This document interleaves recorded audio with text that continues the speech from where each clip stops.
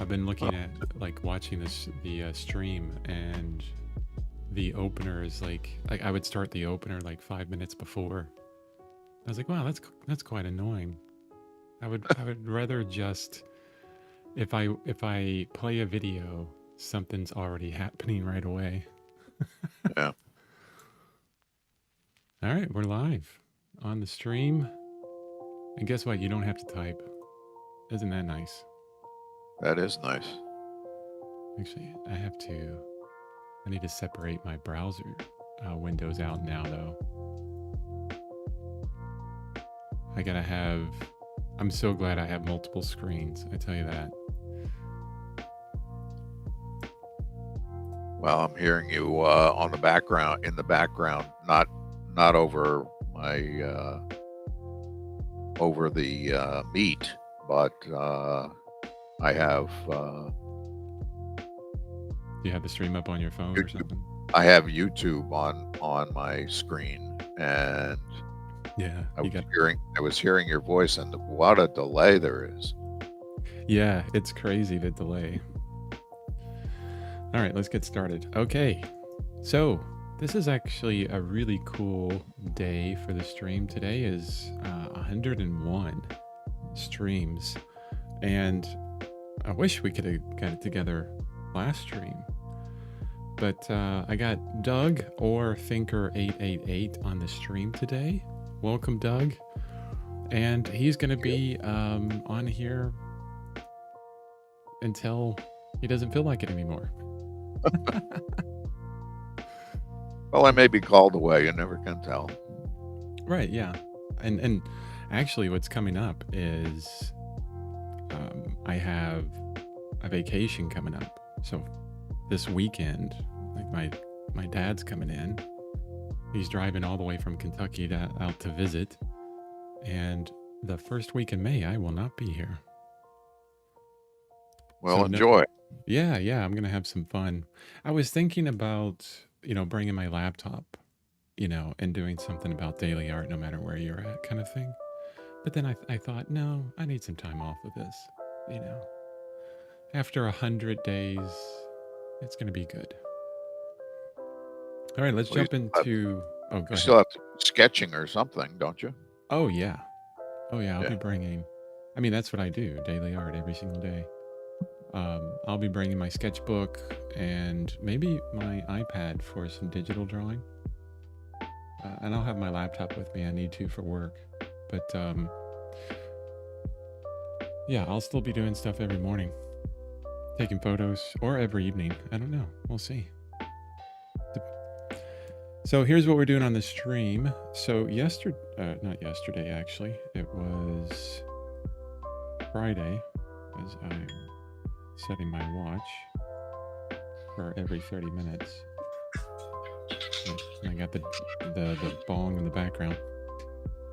So Friday on the 100th stream was very uncomfortable for me because we were working on the outrage painting, and I realized that I had lost some skill as far as drawing is concerned. And it's been so long since I've been away, that I've been away from it. And it was really frustrating, especially when you're on a stream, you're trying to produce something that looks good, and everybody's wanting you to perform in some way.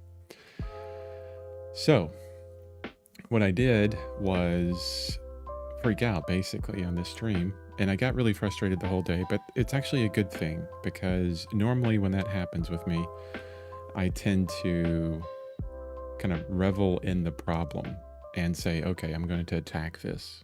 I found something that is definitely an issue with my skill level and my art.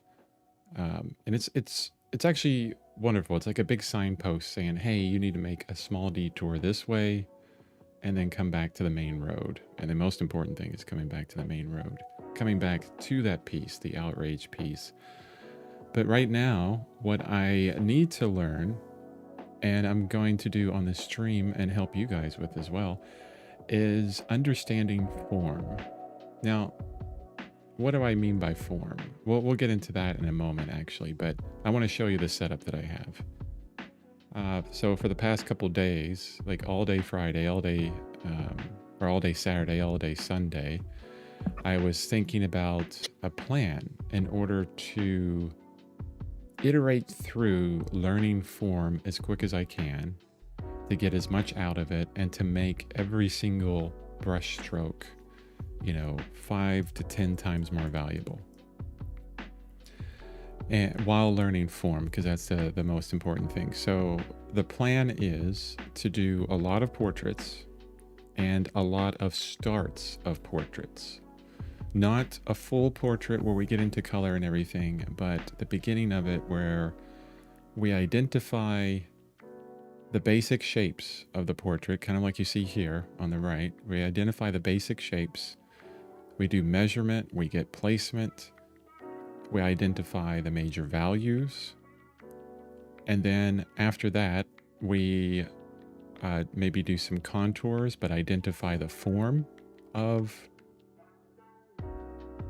the portrait in some way, like how it exists in space. And I'm still working through that exactly. And we do that over and over again, multiple times. So, and I'll get into the specifics of it in a second, but I want to talk about this person here that you see here. This is Rachel Bradley, and we're going to be working on this reference. I believe her website is rachelbradley.com. Oh, I need to look that up real quick. Give me a second. I have it bookmarked, honestly. So it's Bradley, rachelbradley.com. She does fantastic reference images, kind of all over the place. I love everything that she does. And I actually got this reference pack off of ArtStation, but you can buy it on her website. This is the Portrait Lighting Compendium. On ArtStation, it was only like $5 for 420 images or something like that. And you could see costume, like not completely nude, which is great. You don't need to have a nude body. Another portrait bundle, which would be pretty cool. Great source of reference. Why is this really good? Because the lighting is so good. One central source of lighting, maybe 2 lights at the most for kind of like a rim light. But yeah, she knows what she's doing. This is the reference we're going to be working with, and I would highly suggest that if you want to do portrait reference or figure reference, that you consider purchasing from her. Here's my canvas. This is 300 DPI. I think it's like 1700 width by 1000 tall. And this is what we're going to start with. Why did I pick this reference here? The main reason why is, and it's not in a, it's not underneath the reference image tool pen. This is actually part of the canvas, and I did that so I could actually draw on it. So I could look at different things and measure and stuff like that. But the reason why I picked this portrait specifically is the major details of the face are all in shadow. And it's kind of like the training wheels I was telling you about. I started this one, and you can see the eyes clearly. You can see all of the shapes, the small shapes in the lips, all the small shapes in the nose. There's so much detail here. And when you're training, you want to kind of help yourself out in a lot of ways. You don't want to say, okay, I'm going to find the hardest image I could ever do. Hey, good morning, Vinish. And then do that.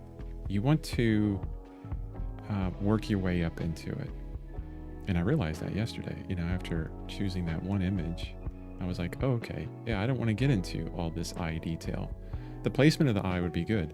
More importantly, the placement of the eye socket, the placement of the shadows, getting the form and everything figured out. That's the most important. It's a beautiful picture. Yeah, thank you. Well, I don't know why I said thank you. I mean, she takes beautiful images. And I like this portrait compendium because what you'll see, actually, I'm going to show it off a bit. What you'll see is me trying to find the portraits. I have just a ton of reference guys that I pick from all the time. And like if I go to this one that's top light, so there's 60 images here, all with the top light. And then you flip through, you can see the, as those load up.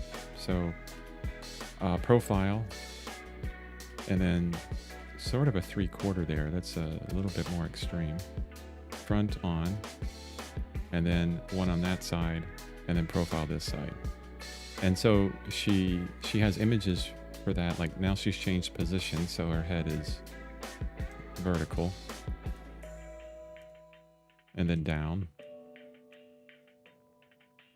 So what's really wonderful about this is when you're trying to understand the form of the head, seeing it from all these different angles gives you a huge understanding of how things wrap around the head.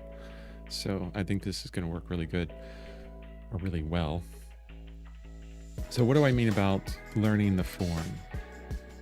Let's start with the most simple idea of form. And if I were to describe this head really, really quickly, I'm not even going to do measurement. I'm going to do this. Just a basic, somewhat crooked box.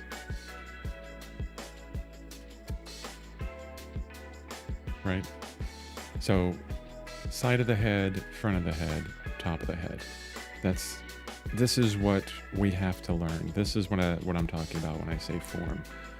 Now, of course, there's a lot more detail within a portrait.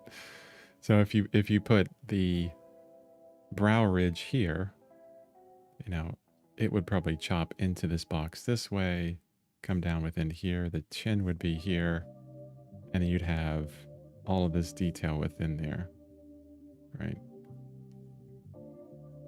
And I'm just kind of making that up right here.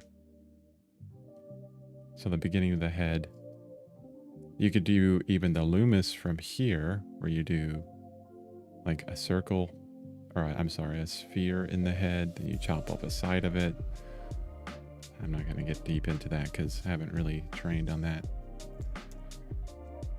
But the form is when we know how this motion happens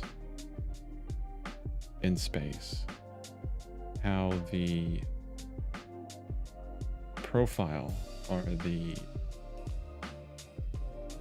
line of the forehead kind of moves back, even from top to bottom. So we got the top of the head, we go into the forehead.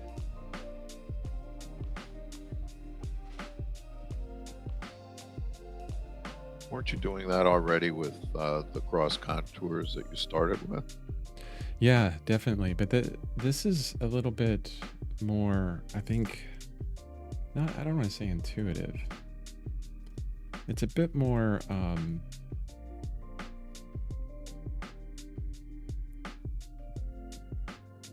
it's a bit more like tactile, honestly. There's a difference between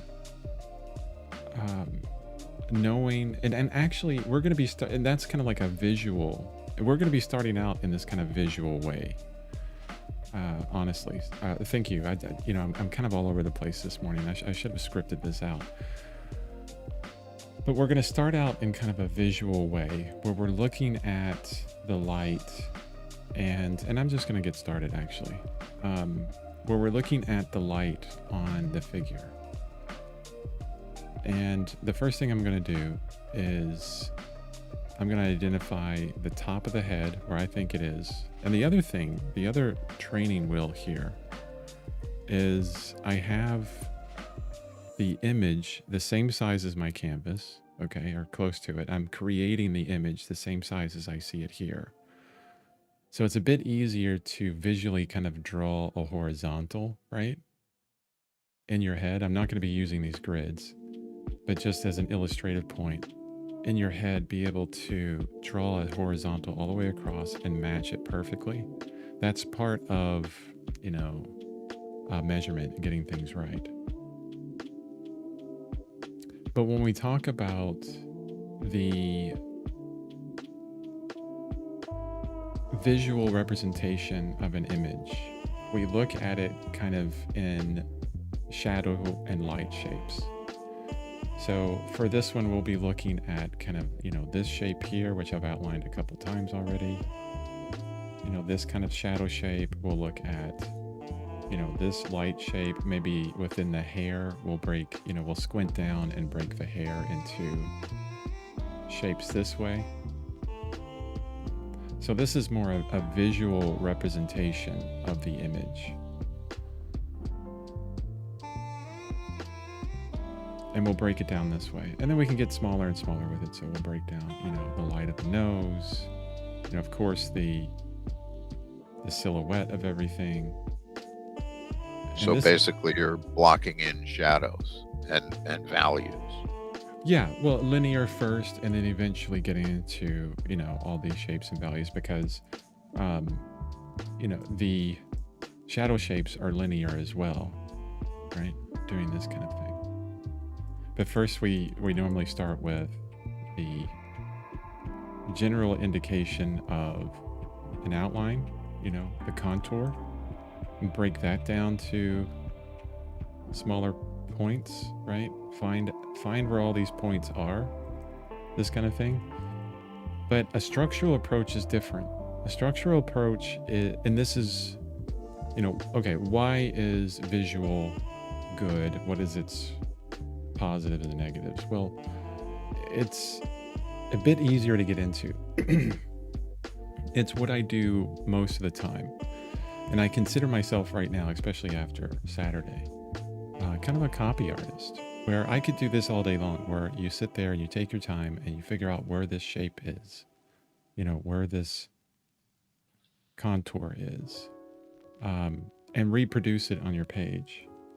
The next step after that is a structural approach, where you forget the entirety of, not the entirety of it, but you don't look at the shadow shapes, the light and shadow. You look as if this is a 3D model and it has that dynamic lighting, which is not real lighting. It's kind of like glowing from beneath. And you think of it more like Loomis head would do in some ways. So Loomis, and this is a simplification of the form. And that ball should be larger.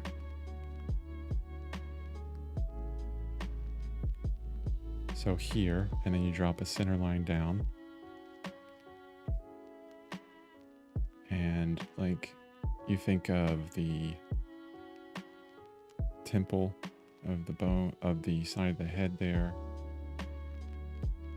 You have a circle, and then from the ear to the temple gives you this perfect line to give you the direction of the head. And this is actually kind of that way. The chin, just a really quick Loomis representation here. Chin right there. And actually you could wrap this around. It's kind of hard to see when it's over an image. But you're thinking more about the form, right? Like an ant, or like if you put a rubber band or something around the form here of the head, and you're thinking in a depth way, a structural way. And that's the next step, you know, how to work that up. But first we're going to start visual because it's what I know. And I'm going to get back to real measurements, how to actually find the placement, how to draw this without any or much digital help, honestly. And I'm going to tab right out of that because I don't need it, because hopefully I'm on the right layer. Yeah. Actually, that's right. I created a There we go. I forgot I created this compact view where it just has my essentials that I need, and I'm good. And this is how we're going to work it up. And I'm going to talk about what I'm doing and why I'm doing it as I'm doing it. Hopefully, was that clear as mud? Yes, pretty much. Okay. That's the one thing that I'm learning while I'm doing these streams is, you know, how to teach this stuff. It's not easy to describe things visually. You learn a lot when you teach. That's true. You know, so... Okay, so the top of the head, the base of the head. So I'm going from... And I'm going to keep switching back from that black to a red. So this is what I tried to find, you know, and it's basically a guess, okay? One thing to know when you're doing this method, and it's a method I would suggest that everybody start with, because if you're going to life drawing class, you're going to have to be you're going to do all this. You're going to have to do a lot of measurement to figure out sizes and things. But to know that there's going to be some error, you know, not really error, but differences in, well, not exactness. I'm looking for words here and struggling. Sorry. Thinker, maybe you could come up with a couple to help me out. Do you use any tools to do the measurements? Yeah, actually. The stylus that I have in my hand right now is what I'm going to be using. Any kind of long stick, really. And while I'm working, my stylus isn't that big, actually. My stylus only goes from like here to here, like the full height of it. Like in the real world, you know, or of course it depends on how I zoom in and out. So similar to old style painters who would use their the handle of their brush to put their thumb on and say, okay, well, that's 1/4 of what it should be, and et cetera, et cetera. Yeah, exactly. So that's what I'm going to be using here. And the reason why I'm doing that is because I know that the paintings I'm going to be working on, or things that I'll do in the future, are going to be not in the digital realm where I could just draw a line. They're going to be outside of it. They're going to be in the physical realm. And I need to get an understanding, well, get back to that understanding of measurement again. So as I measure the top of the head to the bottom of the head, and then I'm going to put my stylus this way as well, and I'll measure the difference between the top of the head and the bottom head between those two lines. And I can see that it's shorter. So the width, even from out here to the hair, and I'll do all the way out to the hair because we're looking at the silhouette, is shorter than the top of the head to the chin. And then I can repeat that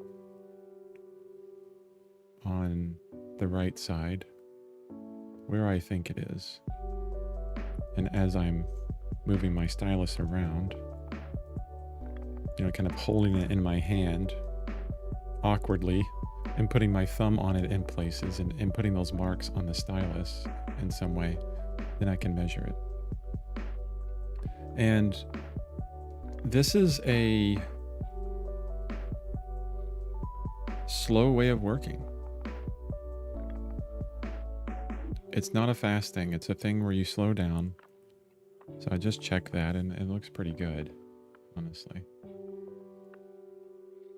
Another way I can do it is I can put my stylus against the width of the head, those 2 points, and then measure from the chin up, okay? Because, and for me, it lands kind of right here. So if I put a stylus against these 2 points, and then I put my finger against one of them, and then hold it up, it lands right there. So from here to here, that should be a perfect square, okay? That's another way to do it. So I could think about that point over here and then say, okay, that's going to land, right here. And then measure that with my stylus, check what I did over here. And it's pretty darn close. Do you practice gesture drawing? I used to a while ago. It is part of, whenever you go to life drawing, there's like gesture at the beginning. Normally in most life drawing classes, or, because it's kind of a thing where you show up and do, different classes do different things. Why do you ask? I just wondered if it would add more energy to drawing in general and more flow, if you will. Yeah, that's a good point.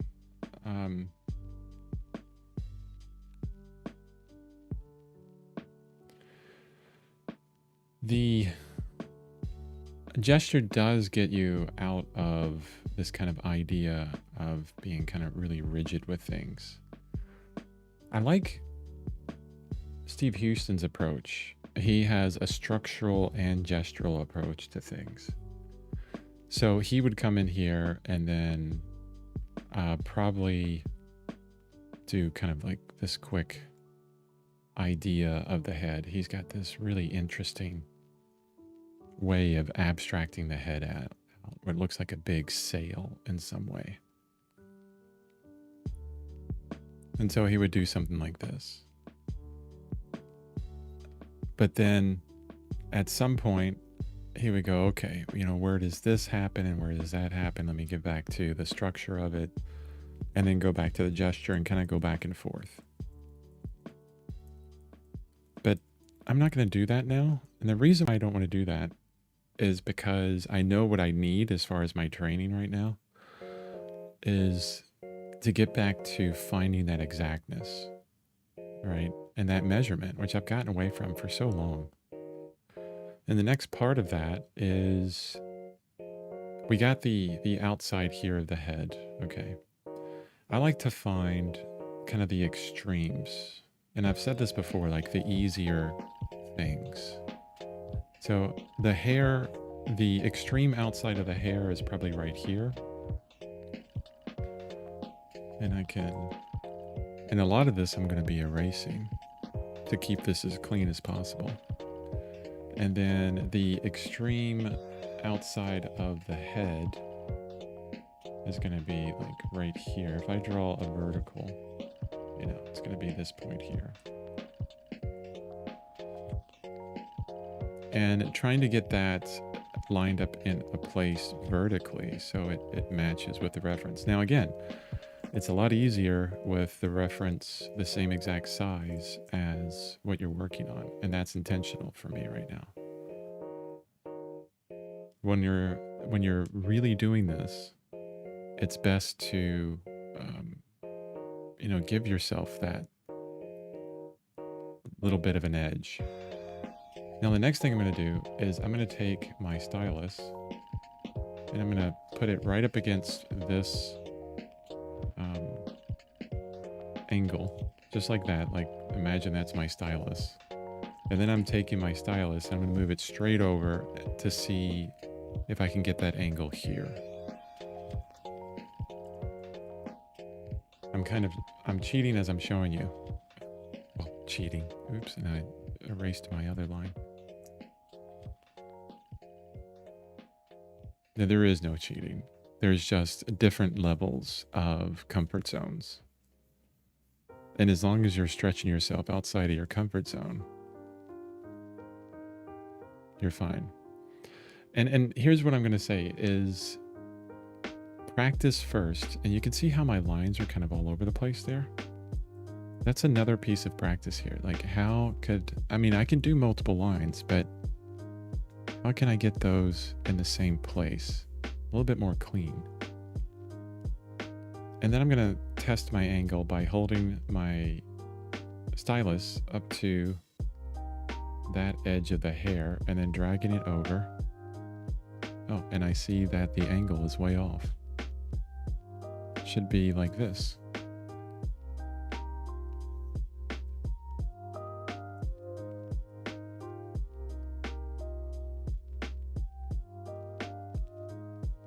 And then I'll check it again. Will you eventually turn this into a oil painting? No, that's a really good question. The point of this is we will get to a drawing of this that identifies the light and dark, and then I fill in the shadow areas, maybe get all the specifics of the light and dark areas, the neck and maybe some of the shoulder there. And then that'll be it. I'll fill in and say, okay, on to the next one. Now, why is that important? When you know that you need to work on, for me, it's drawing and form. Okay. Now, this is what I need to work on. There's a tendency for artists to say, well, I need to make a finished painting.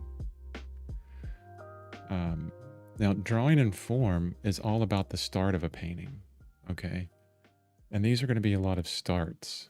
And if I created paintings out of each of these, so like this is this one, right? This one painting or whatever, which one it is, you know? Maybe it took me, you know how slow I am, especially talking on the stream. It's taken me forever already. Because usually I could get through this whole block in like an hour, but that's not going to happen this time. For this drawing, it's probably going to take me,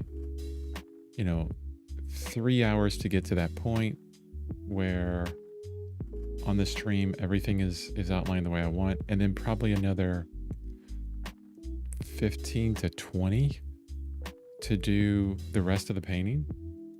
Okay. Hours. And then I go into the next one and I have 3 hours of what I really need to work on. And then 15 to 20 of everything else. You see how this is like adding up tremendously and what I really need to work on is not. But what we do is we cut out all of that and we have an iterative approach where we iterate through this as much as possible and we focus on drawing and form, drawing and form, drawing and form. And the progression that you will see within that is a lot faster. It's kind of like, we're already 30 minutes in. It's kind of like, okay, you need to know color, right? What aspects of color do you need to work on? You could break it down into specifics. Maybe you need to work on just determining values.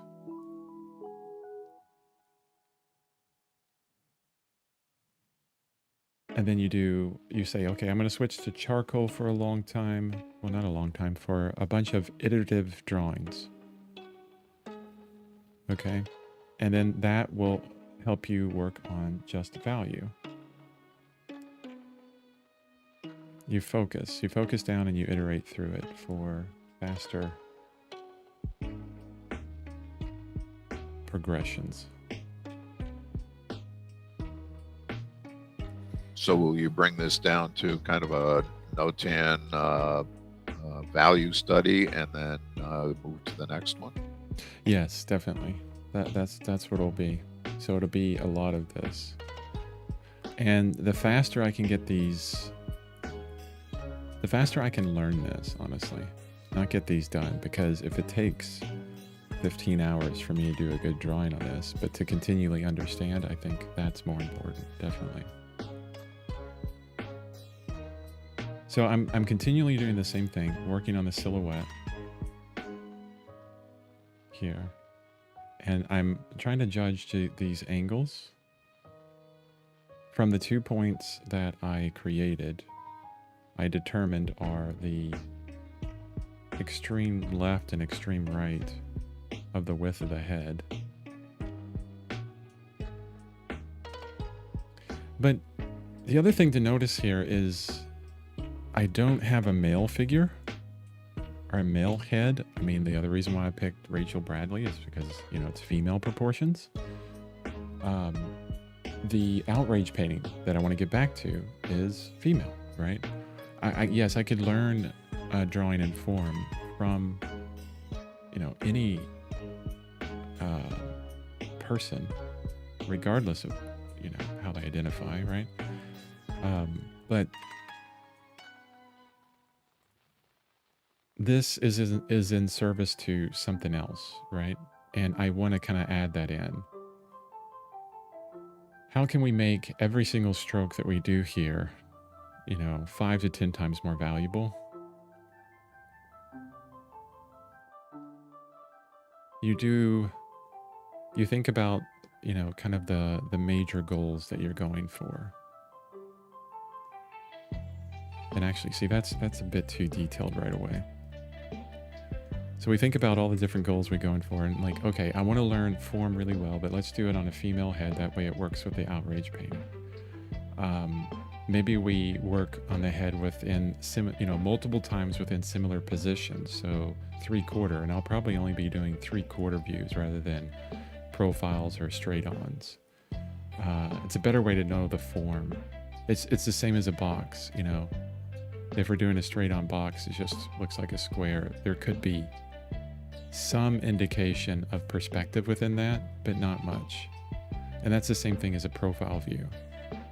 But if you take that box and you say, okay, I see 3 faces, then we're really thinking about perspective and the direction of these lines that need to go in. We're thinking about that form.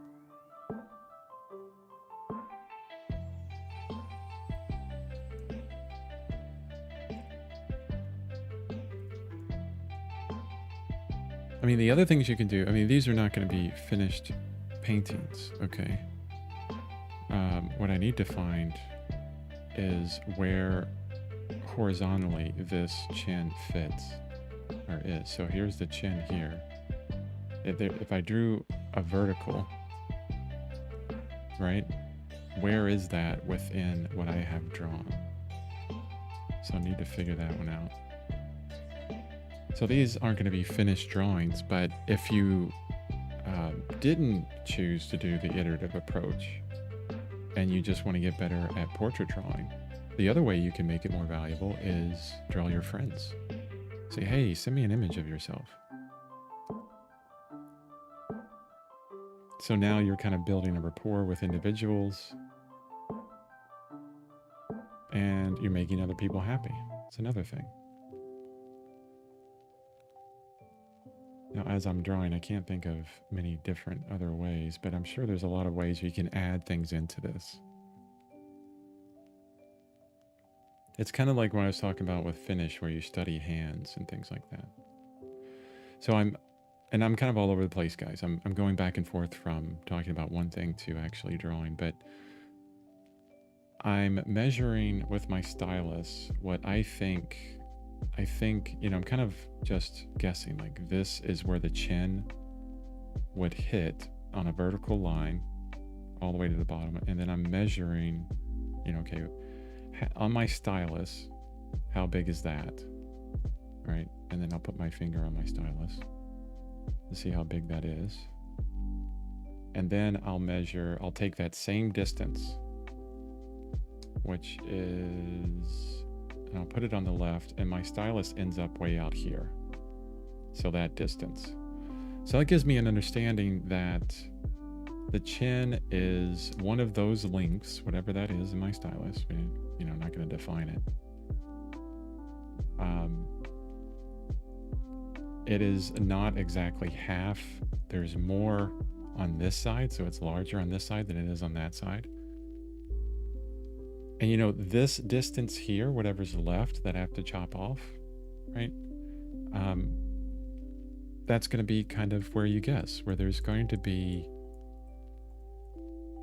a margin of error that happens. And what we're doing is we're creating so I think it's right here. We're creating an equation. Oh, see, that's not right. That doesn't work at all. So it should be further back. I think my head width is a lot larger than the reference. Maybe a little bit less. We're creating this equation, and every little line that we add to it adds more information to the equation, to the overall understanding of this head. And the more we add, the more we can use what we add to check, to test, double check, triple check, and make sure that we're where we need to be. And now on this one, this is going to be a very just generalized line of the entire front of the head. And I want to get that angle right.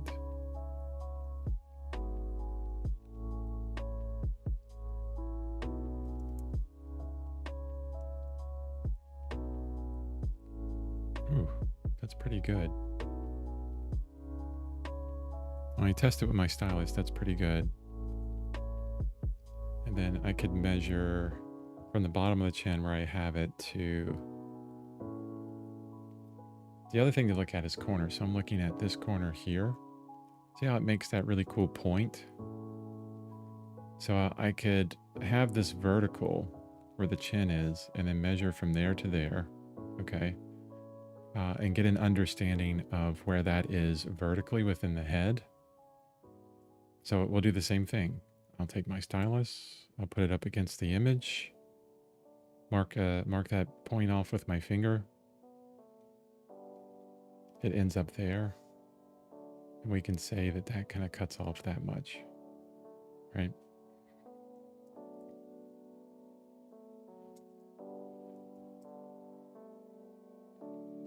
It's a very slow way of working, honestly. But it's really what I need. It's kind of this way of slowing down.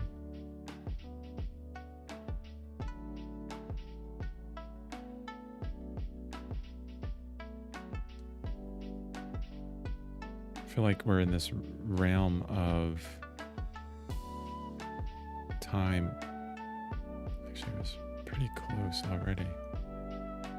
Where you have to do art and you have to do it really fast.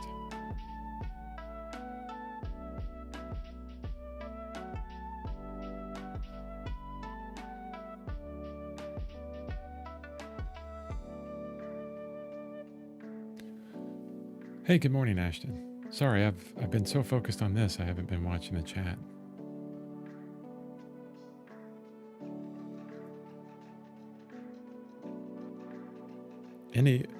What do you think so far, Thinker? You think it's give me your analysis. You think this is like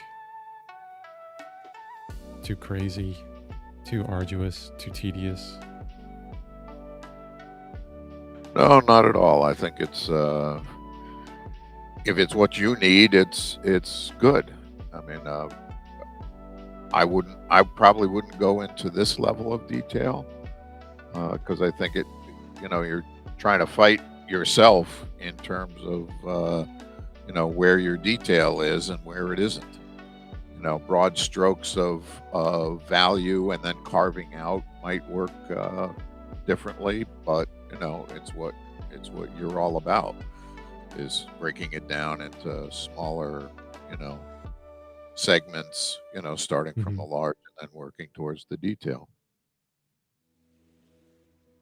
Yeah, I could see that. I mean, I think that there's this idea of, well, the one thing that I would say is I don't consider this very detailed. It's more, a detailed understanding more than you were working very detailed. I mean, my original way I would do something like this is I'd pick out, I'd be down here on the eye, drawing the nose, right? Maybe this shadow shape, get that in real quick. The thickness of that.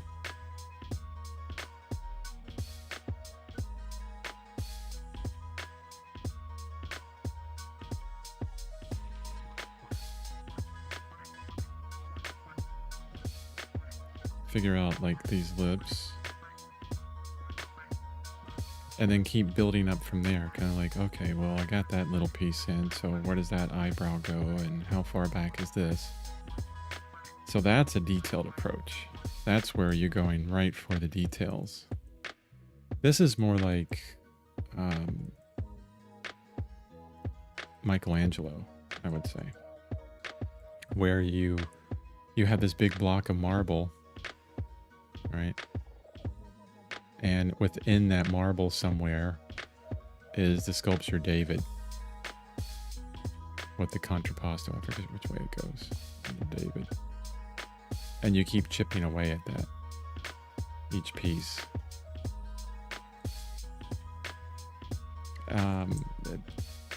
It's easier, I think, to... Well, it's not easier. I think it's more... what's the word for it? More interesting for lots of individuals to say, okay, I'm just going to start with the details and then go from there. Because, I did half a face really quickly, just in a few seconds there. But what I've learned from doing that now, it's unfortunate because I do like that method, is what comes before that is this deeper understanding of, distances and measurements between each thing. And I've kind of truncated that learning for quicker results, really. Right, but being with the accuracy that you're forcing on yourself at this point, that's the level of detail that I'm talking about. Ah, I see what you mean. That you're measuring everything and making it as accurate as possible. Make it a perfect copy. Yeah, exactly. That's what we're going for.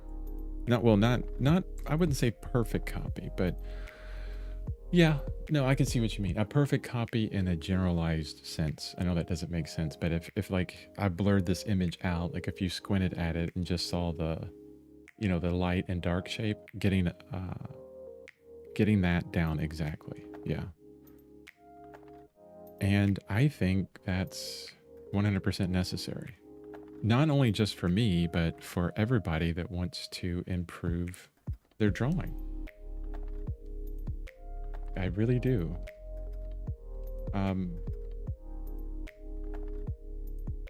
As you can see right now, here's what I'm dealing with. And the reason why it's good to keep it simple in this approach right now. I'm kind of playing around in different areas because I'm avoiding, what's way off. Is I don't know the width from, this chin here to the front of the head. And there's this width back here that is much different than my drawing. So I have the chin here, and yet the back of the head should be a bit further back. So what's wrong? Something's wrong there. And figuring that out. How to do that. I think that's what's important. Because you're right, Doug. Let's keep going back to that. Let's say that I started this whole process and I'm working with big shapes.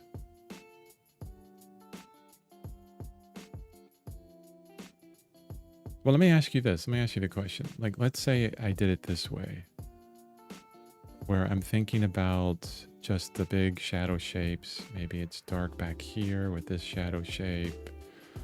the hair kind of goes back. The question's coming up in a second.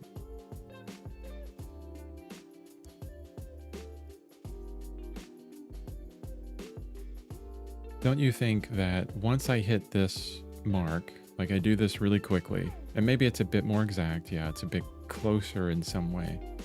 Do you think that at one point I would still have to figure out why this is off?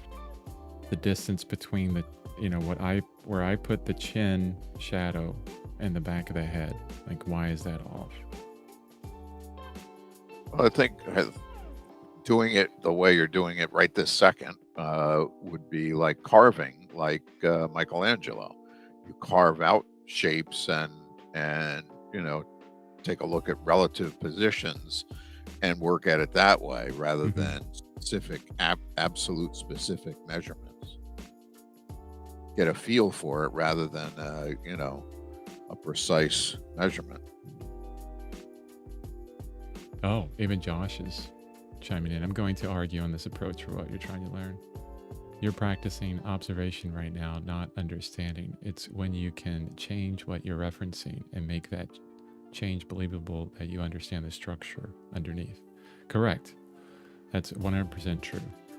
The beginning, like I said, we're going to be doing a visual approach first.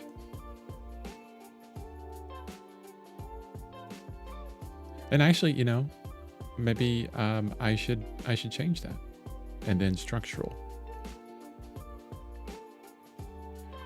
I feel that I need to get, a bit of an understanding of this first before I go to the structural approach, because it's been so long since I've just done this kind of exact drawing that it's really hard for me now. There's so many different ways, and this is still a visual approach, by the way, where I'm looking at what the image has given me. I'm beholden to the image, right, in some aspects there. The structural approach is about, like I said before, was where are these angles of the forehead, this idea of the front plane of the face, how it moves through space in some way, the cranium, how it moves back, getting a deeper understanding of, the form. But maybe I'll go directly for the structural approach, but still, here's one thing, here's what you're going to run into all the time. No matter which way you start, and this is my argument, please argue with me on this, you're still going to have to go, why is this off? Why is there a difference there?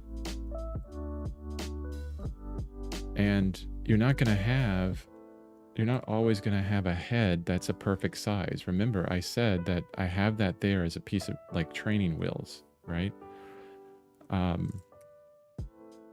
This approach should work exactly the same if the head is this big or even tinier.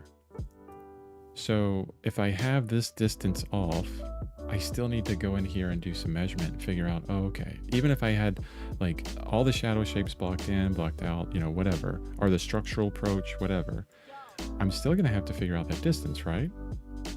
Would you agree with that, thinker, or am I way off? In the way you're doing it, yeah. I mean, that's what you want to approach, but rather than be an exact copy, which is what that would mean, you get a feel for it, you do it, until it looks right to you, rather than that it be perfect, the measurement be exact. Right. Yeah, okay, I can see what you mean. You feel that I'm getting way too exact with everything.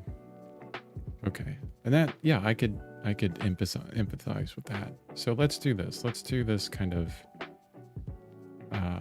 approach where I'm looking at the bigger shapes. Just shadow and light. Okay, this is still a visual approach to things. let's simplify it even more. Let's say that one shape there, maybe the carve out from that point. This is not the best brush to do this with, I think. Actually, probably the better approach would, well, no, this is a good approach. It's fine. It's an approach, right? And then maybe I do have some line in there because, you know, to bridge the gap between these two value shapes. I'm not worrying about the size of my head versus the size that's there.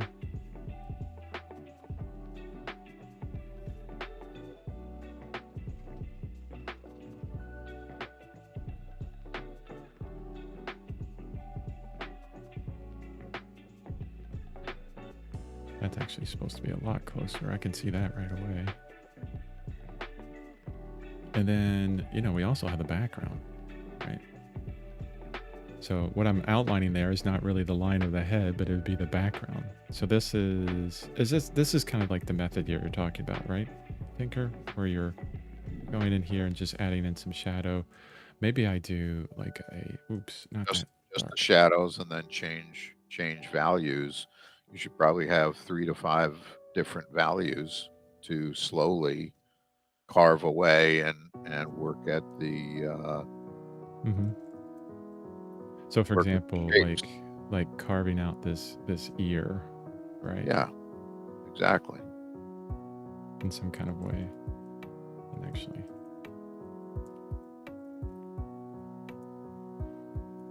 I agree that that point sort of, but when you're off and you rely on the reference to fix it, you can understand the structure and make it work even if the measurements aren't exact. You can understand the structure and make it work even if the measurements aren't exact. Sorry, typing on a phone, not easy. You got to speak to your phone. That's what I do all the time. When you don't understand the structure with that statement, Josh, how can I get the exactness back? Because don't get me wrong, I want to be exact. And I think many people want to draw something that looks like what they're trying to draw, right? So I'm over here thinking about this ear, you know. Then you get into the issue of, well, if it's going to be exact and you're going to make basically do your copy, why not just take the photograph originally? You know, the art is the interpretation and trying to make it pleasing to you first and then other people.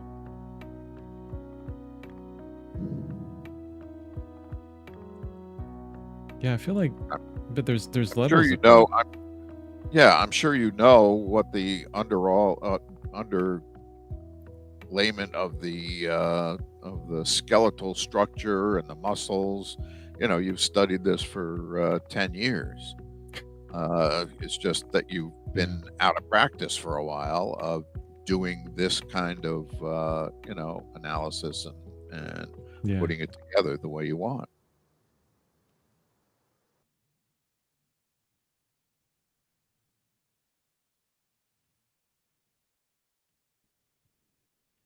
So plus, I think this way of doing it is it's a lot more fun.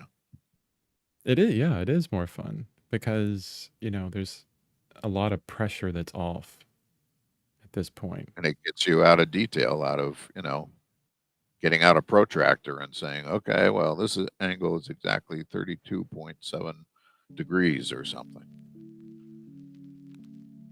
But I'm still doing that. Yes and no. You're not measuring it anymore. You're just I'm doing it. See, with shapes. This is what I'm saying is okay. There's a level. There's like different levels of exactness that I would say, and I think we're kind of, because it's a gray area. I mean, if you did, you know, a spectrum, it would be, you know, photo over here and Picasso here.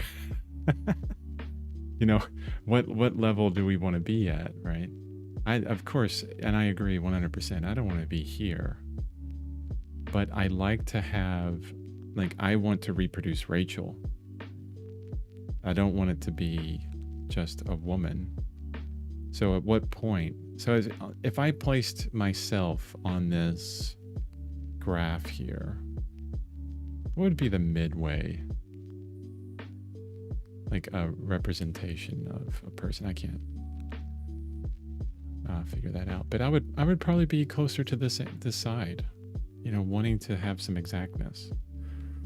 So I know, like you say, I'm not getting on a protractor, but if I look at, let's say, even this angle, okay, and this angle here, I have trouble right now figuring out these two angles. See, this one is off, so I need to erase and get that in. Okay. So that's pretty close. Right? And that's close enough, and that's good enough for right now at this stage. Yeah. And just continuing on with different values, like I said, it's a lot more fun, a lot less tedious to, you know, use your stylus as your protractor and say, well, this is exactly that much, and you know, it's a feeling, and you know, move towards the feeling of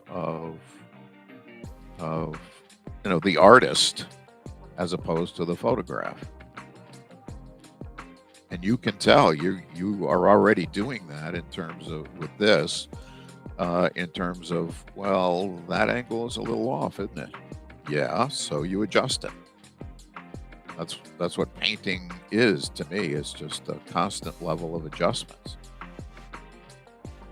Yeah, I think we're talking about the same thing in a lot of ways, but maybe I'm not explaining myself well, I guess. Let's do it this way. The other, like, here's another question. Why not just do a, you know, inch by inch or 2 inches wide grid, and, you know, place it on a grid that way? I mean, that's kind of, you know, the accuracy that you want to get to, and then do the carving of the shadows, shapes after that. I think that's a really good question. Now, the reason why is because I want to be able to have the skill of that understanding and to be able to do it quickly, and I don't have that right now. So let's take it in a different aspect, okay? Let me take the opacity of this version down a bit, and then let's say I did the same thing, but instead of filling in all of that at first, I'm just doing a linear approach to the same thing, okay? Same angles, going quickly here, you know, I'm not trying to be super exact with things.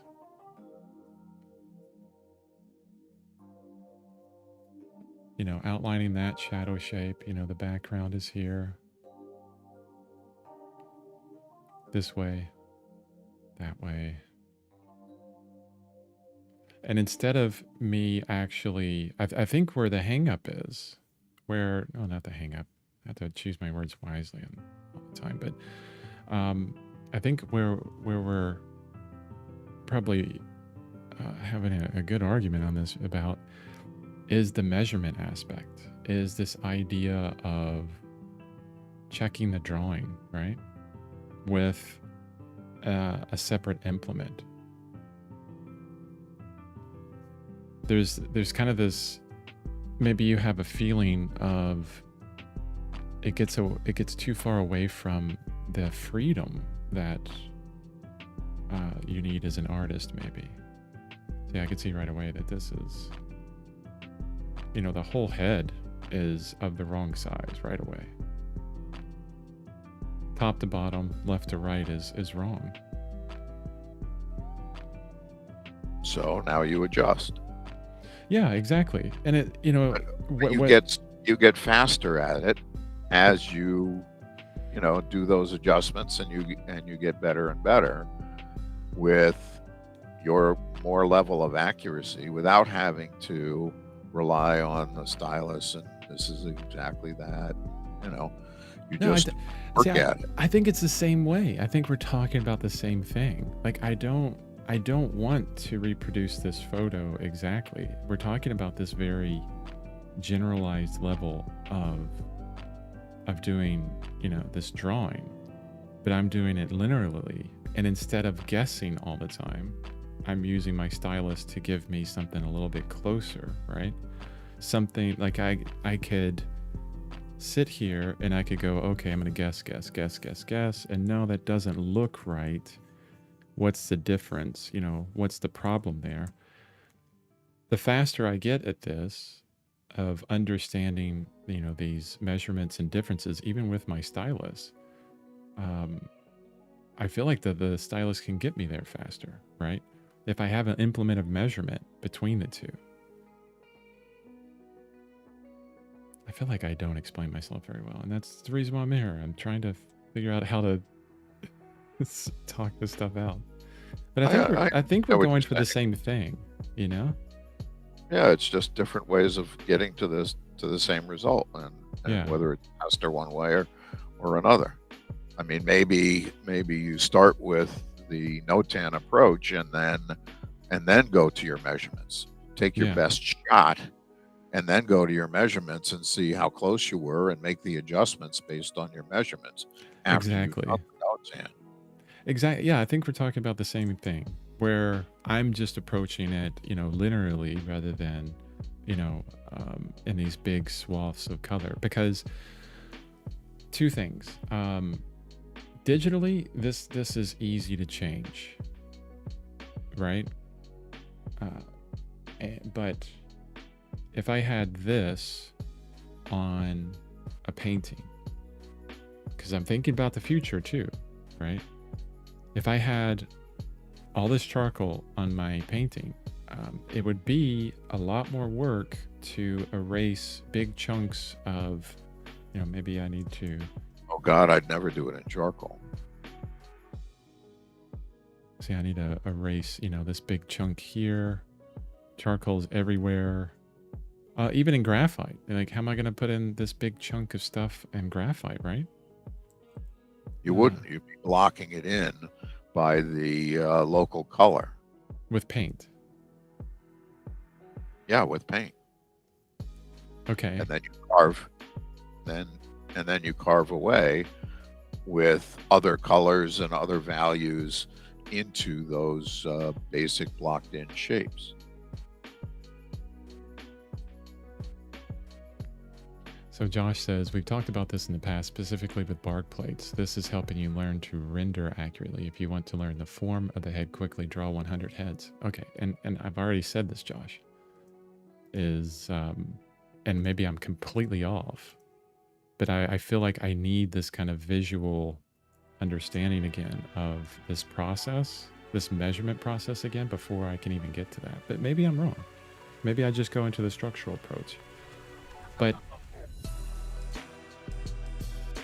okay. You're right. You're right. Wait. I do want to address your point, though. At least give my opinion on your point of, let's say that this is a painting, an oil painting. Okay. And I'm way off, which I am. This is way off. This is not accurate to the image at all, in a general sense, guys. That's what I'm talking about. I'm not talking about, the eyelash is in the right place. It's not what I mean.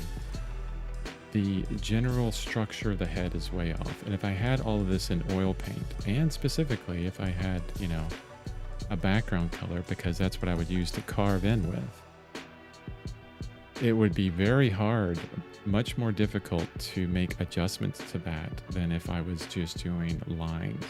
If this was all this, it would be a lot easier to erase. Like, even if it was in paint, I could easily go in here and pull out a line, right? So to get to that quicker statement.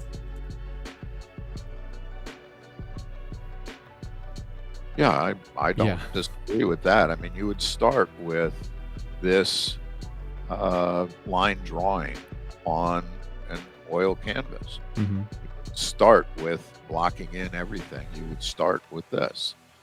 And then once you got this adjusted to the point you wanted, then you start in with the block in. Okay. So why not do it this way?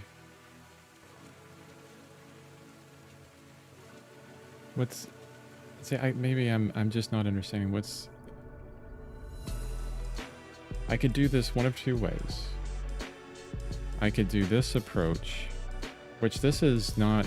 I mean, this is an atelier approach, right? Where you're really thinking about each thing that you do, and you're taking your time with it.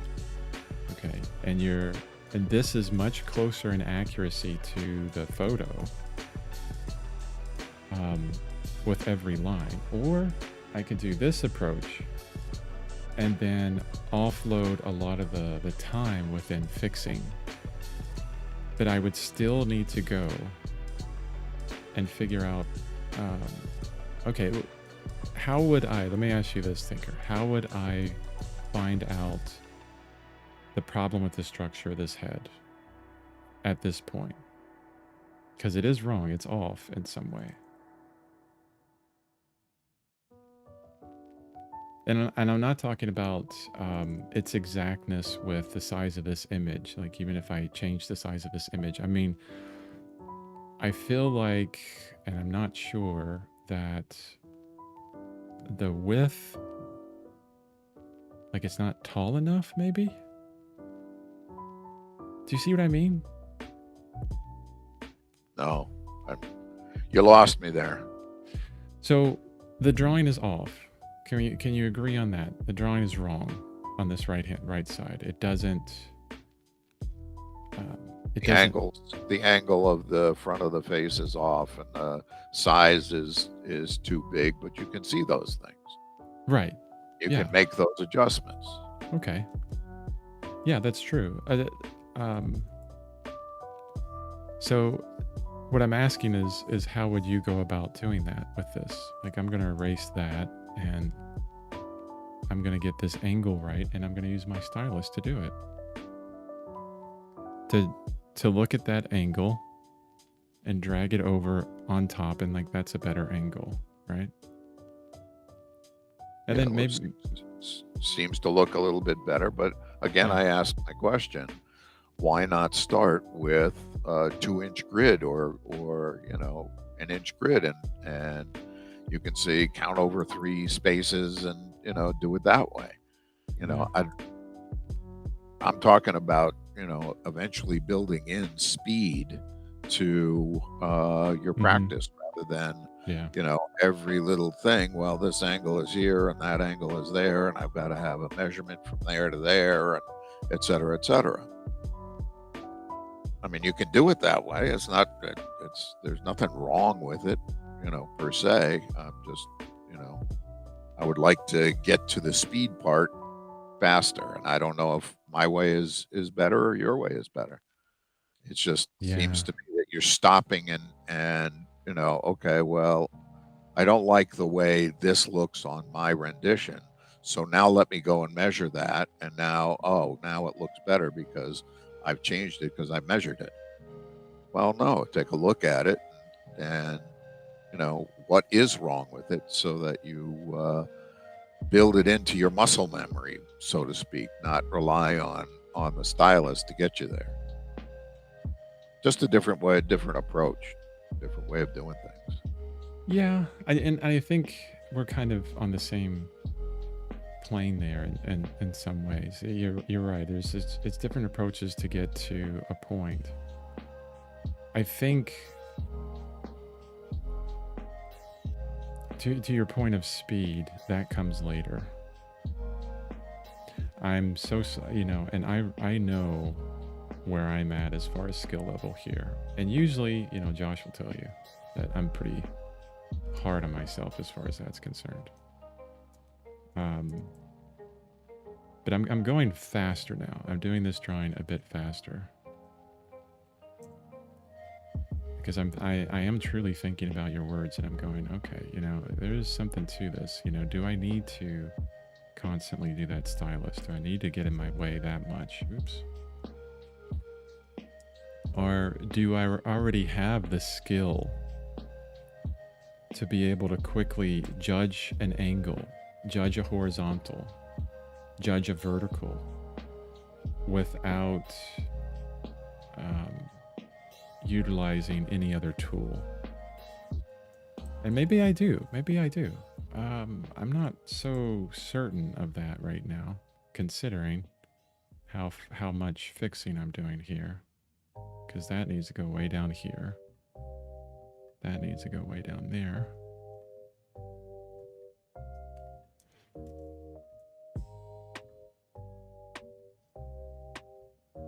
Now the fact that... Okay, here's what I'll say.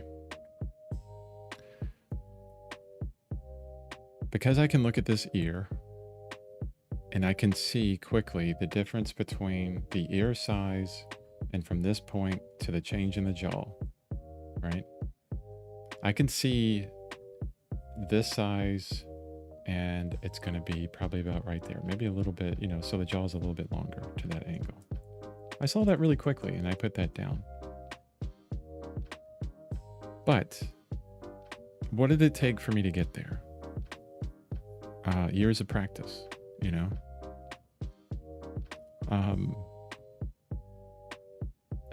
I guess part of it is I want to show that, what does it take to get there? What did it take to get there? Putting the stylus up next to the ear, seeing the size, and then measuring how many ears down it would take to get to that point. Would be a little bit larger than one ear. Oh, and my size is off. Should be further down. Is the angle of the chin right? I think there's a lot of steps in here that we're trying to avoid because it takes too much time. Even with the Russian academic approach, you train both. Use 2 needles to get exact angles, make marks, eventually make marks, and use 1 needle to check angles for accuracy to speed. And I think that method could seem very arduous. At first, you start out in an atelier or whatever. And then eventually, the more you do it, the more you're like, maybe I don't need that needle anymore. Maybe I don't need the stylus because I can see that angle's wrong. But it takes those years of doing it to get there.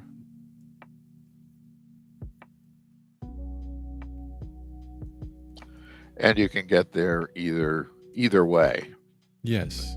You can use a stylus, or you can go to a grid, or you can just eyeball it. Well, no, I would disagree.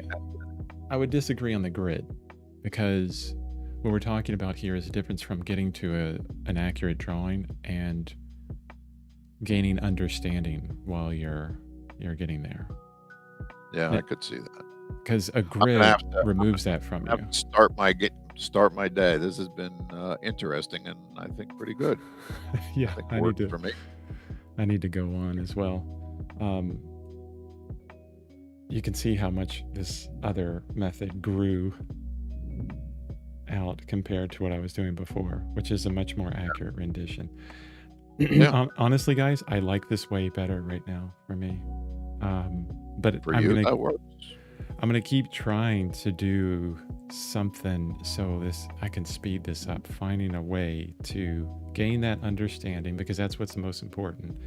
Gain the understanding and do it as quickly as I can, But eventually we'll get to that structural approach, but this is first. Thank you so much for the argument, Thinker. And I think you're like, holy crap, I don't have to type, we can argue more. That's right. Works for me. It's so important. Yeah. Take care. See you tomorrow. Yeah. Thank you for being here. And thanks everyone else for being here. Thank you, Josh, Ashton, Finish for showing up. And I will see you guys tomorrow.